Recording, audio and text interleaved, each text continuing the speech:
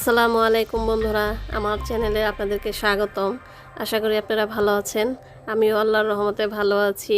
আজকে আমি আমার ছেলে এবং মেয়ের আবদারে আপনাদের মাঝে শেয়ার করব একটি ভ্যানিলা স্পঞ্জ কেক, যেটাই আমার ঘরের যেসব ইনগ্রিডিয়েন্টস আছে সেগুলো দিয়েই আমি তৈরি করব, তবে একদম ভেজাল মুক্ত, যেটা ডালডা বাটার এগুলো ছাড়া। অবশ্যই আপনাদের অনেক ভালো লাগবে। আসুন তাহলে আমরা কেকটি তৈরি করি।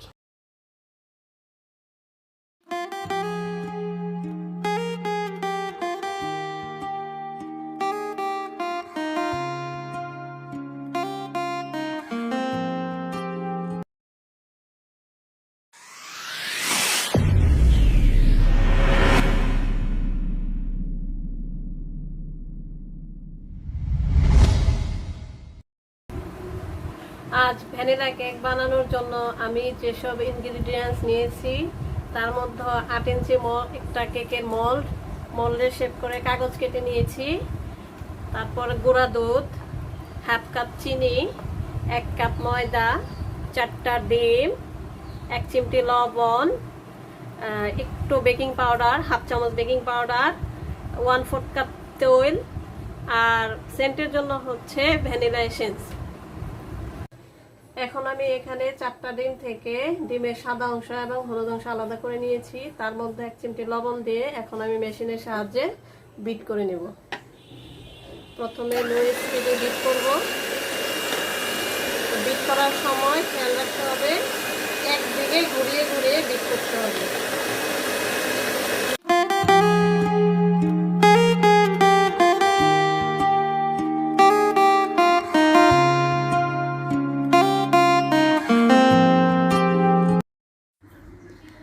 ডিমের সাদা অংশ যখন এরকম ফ্লাফি হয়ে যাবে, তারপর আমি আস্তে আস্তে চিনি দেব।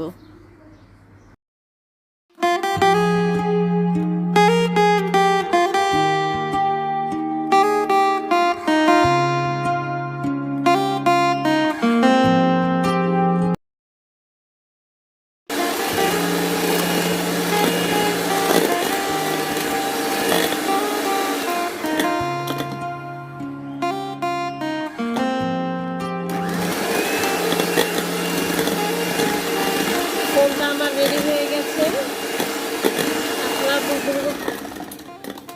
আপনারা যখন এভাবে ফেলবেন তখন দেখবেন দাগটা মুছে যায় নাই, তখনই বুঝবেন যে আপনার ফোনটা রেডি হয়ে গেছে। আমি আরেকটু বিট করে নেব। এখন দেব ডিমের হলুদ অংশ।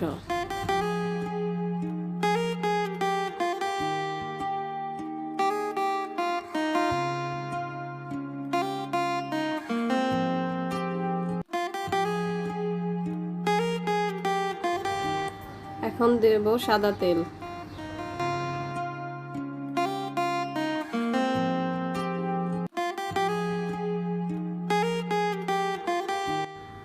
এখন দেব হাফ চামচ ভ্যানিলা এসেন্স।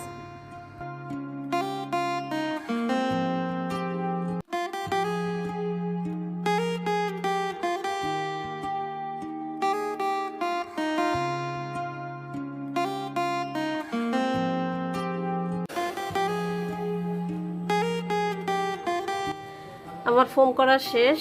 এখানে এখন আমি একটি স্প্যাচুলা দিয়ে আটাগুলোকে একটু একটু দেব আর হালকা হাতে একদিকে ঘুরিয়ে ঘুরিয়ে মেশাবো। তবে এটা একটু সময় নিয়ে মেশাতে হয়, আপনারা তাড়াহুড়া করবেন না, যাতে ফোমটা বসে যায়। বসে গেলে আপনাদের কেকটা ভালো হবে না।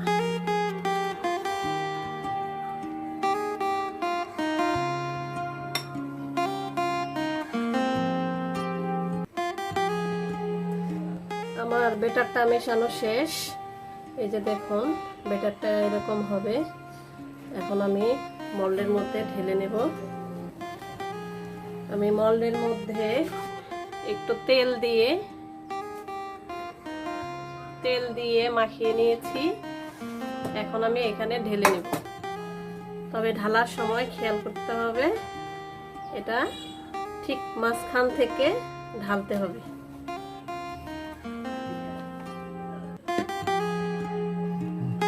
এখন আমি এভাবে একটু উঁচু করে মাঝখান থেকে ঢেলে নেব।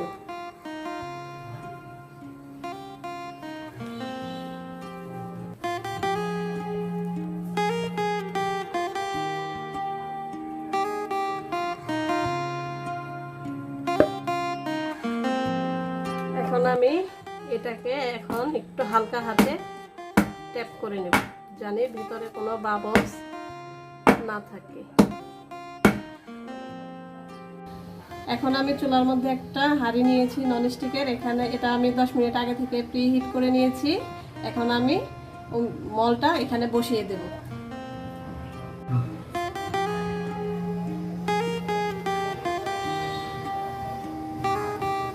মাছ বরাবর বসাতে হবে, তারপর ঢাকনার এই ছিদ্রটা যে কোনো টিস্যু অথবা কাগজ দিয়ে বন্ধ করে দিতে হবে। আমিও টিস্যু অথবা কাগজ দিয়ে এটা বন্ধ করে দিব। আমার সময় লাগবে 45 মিনিট। দেখুন আমার কেকটি একদম হয়ে গেছে 45 মিনিটের মধ্যে। এখন আমি কেকটাকে চেক করব একটা কাঠির সাহায্যে।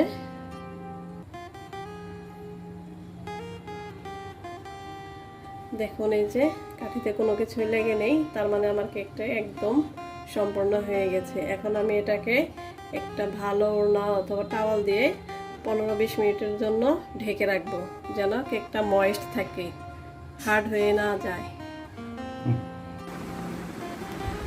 কেকটি এখন আমি আনমোল্ড করছি। দেখুন আমি কিভাবে আনমোল্ড করছি।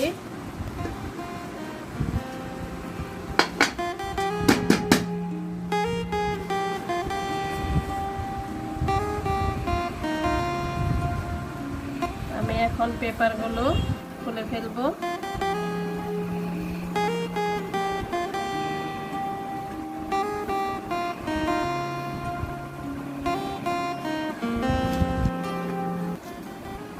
দেখুন কেকটা কতটা স্পঞ্জি হয়েছে, দেখতেও অনেক সুন্দর, লোভনীয় লাগছে।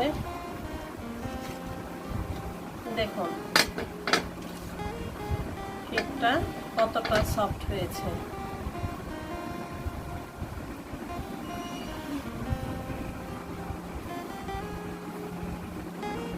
দেখুন অপোজিট পাশে কালার।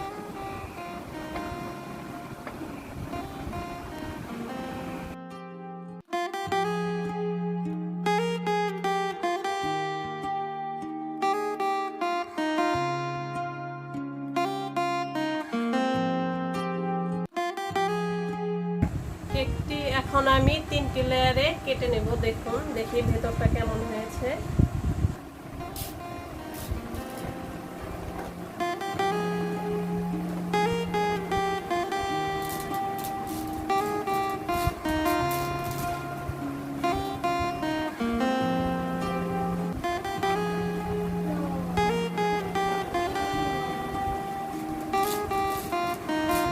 কেকটি এতটা সফট, কাটতেও ভয় লাগছে। কেকটি আমি গরম গরম কাটছি, আপনারা একটু ঠান্ডা হলে কাটবেন।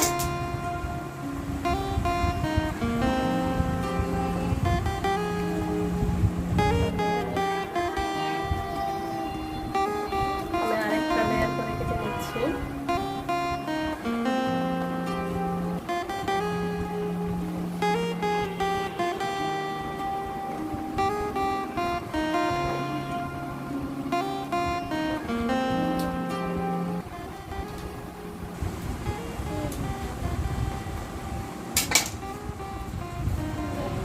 ভেতরটা কত সুন্দর, সফট এবং স্পঞ্জি। আমি 3টা লেয়ারে কেকটা কেটে নিয়েছি, পাতলা পাতলা করে, ধরতে পারছি না ভেঙে যাওয়ার ভয়ে। এখন ঠান্ডা হলে পরে আমি একটু বাসায় ক্রিম করে নেব, সেই ক্রিম দিয়ে আমরা পরিবেশন করব।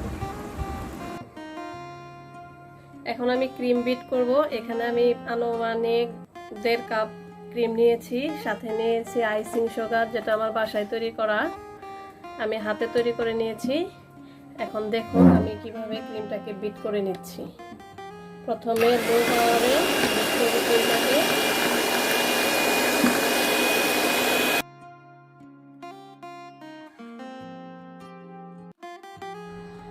আপনারা আপনাদের স্বাদ অনুযায়ী আইসিং সুগার দিয়ে নেবেন।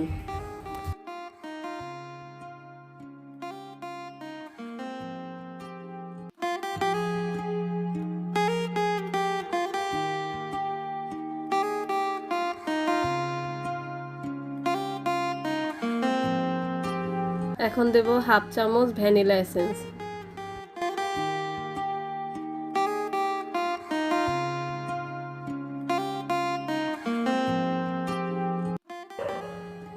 আমার ক্রিমটি বিট করা হয়ে গেছে। এই যে আমি এখন এটাকে ফ্রিজে রেখে দেব সেট হওয়ার জন্য। আমাদের ঘরোয়া কেকটি কেমন লাগলো? আশা করি অবশ্যই অনেক ভালো লেগেছে। এই কেকের রেসিপিটি আপনারা বেশি বেশি শেয়ার করবেন, লাইক করবেন এবং কমেন্ট বক্সে আমার এই কেকের রেসিপিটি ভুল ত্রুটি শুধরে দিয়ে আমাকে উৎসাহিত করবেন এবং সাবস্ক্রাইব করবেন। পাশের বেল বাটনটি অন করে রাখবেন যেন নতুন নতুন ভিডিও আপনারা পেতে পারেন। আসসালামু আলাইকুম।